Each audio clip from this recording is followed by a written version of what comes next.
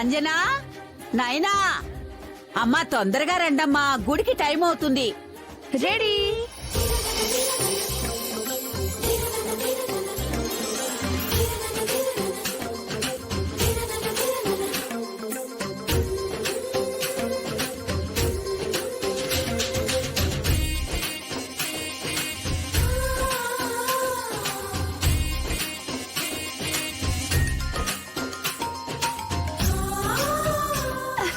Ready. నేను కూడా ready.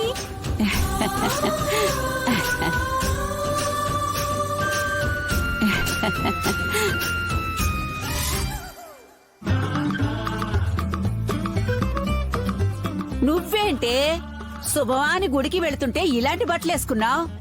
ఇది లేటెస్ట్ ఫ్యాషన్ బామ్మ. ఏం ఫ్యాషనో ఏంటో, మగాళ్లు వేసుకునే గుడ్డలని వేసుకుని అదే ఫ్యాషన్ అంటున్నారు.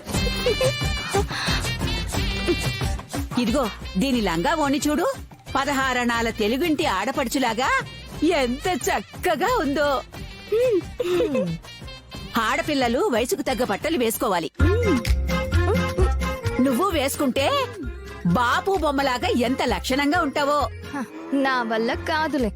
వాళ్ళు ముందుకు వెళ్ళాలనుకుంటే నువ్వు వెనక్కి లాగుతావేంటి? ముందుకెళ్లడం ఏంటి, వెనక్కి లాగడం ఏంటి? దానికి నచ్చినట్టు అది ఉంటుంది, దీనికి నచ్చినట్టు ఇది ఉంటుంది. దీన్ని దానిలాగా, దాన్ని దీనిలాగా ఉండమంటే ఎలా? పెద్దోళ్ళు ఉండేది పిల్లలకి పద్ధతులు నేర్పించడానికి.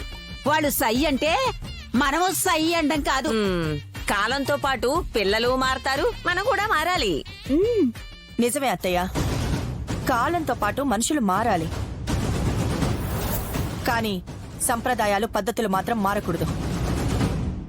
నైనా వెళ్ళి బట్టలు మార్చుకురాపో. అమ్మా అది కాదమ్మా. నైనా, అమ్మ చెప్పిందంటే చేసి తీరాలి. వెళ్ళు.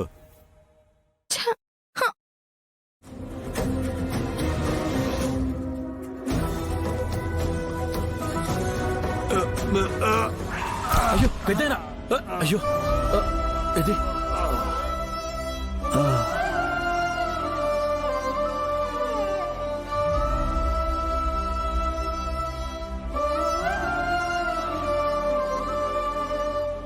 పెద్దనా, మీకేం కాలేదు కదా? ధర్మప్రభువులు సమయానికి వచ్చి సాయం చేశారు. ఈ వయసులో మీరు ఇలా పనిచేయడం అవసరమా? చాలా అవసరం బాబు, ఎందుకంటే నాకు పిల్లలు లేరు, నేను మా ఆవిడే ఉంటాం. దానికా ఆరోగ్యం అంతంత మాత్రమే. మరి నేను ఏ కష్టము చేయకపోతే నా భార్యని ఎలా చూసుకోమంటారు?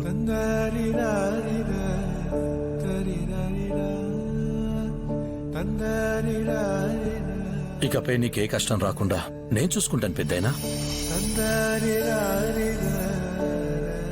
నారాయణ బాబాయ్. ఆ బాబు, ఇలా రండి. వస్తున్నా.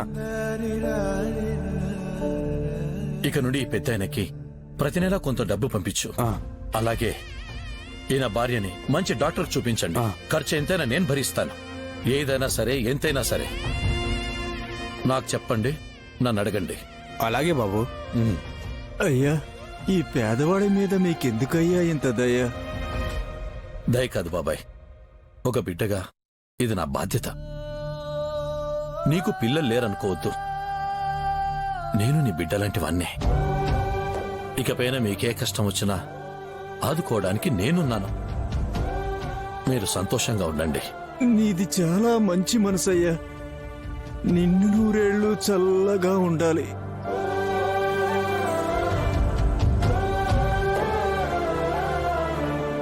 నన్ను కాదు బాబాయ్, నిండు నూరేళ్లు సంతోషంగా ఉండాలని మా అక్కను దీవించండి. నాకంతే చాలు. ఇవి అక్క పెళ్లికి, ఇవి అమ్మా నాన్న ఆరోగ్యానికి, ఇవి ఇంటి ఖర్చులకి.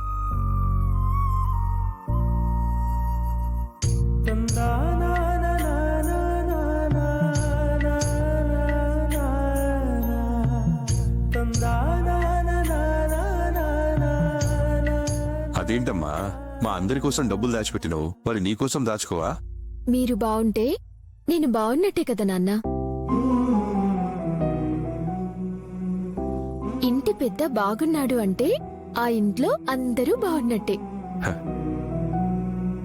చాలా సంవత్సరాల తర్వాత సొంతూర్లో కుంతిదేవి తోలుబొమ్మలాట ఆడిస్తున్నారు కదా, బాగా ఆడించాలి నాన్న. అర్థమైందమ్మా. ఎందుకత్తా? నాన్న, ఈరోజు నేనొకటి చూశాను. ఏంటమ్మా అది? కన్న బిడ్డల్ని పారేస్తున్నా కుంతిదేవుల్ని చాలా మందిని చూస్తున్నాను. అలాంటిది కోడల్ని కూతురుగా చూసుకుంటుంది అంటే ఆమె ఎంత గొప్పదై ఉండాలి.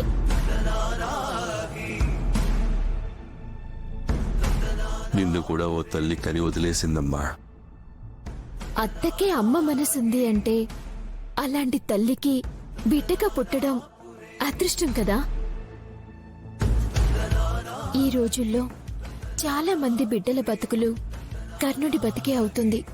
కొందరైతే కడుపులో ఉంది ఆడపిల్ల అని తెలియగానే ప్రాణాలు తీసేస్తున్నారు. బతికి బయటపడితే ఈ కుప్ప తొట్లోనో పారేస్తున్నారు.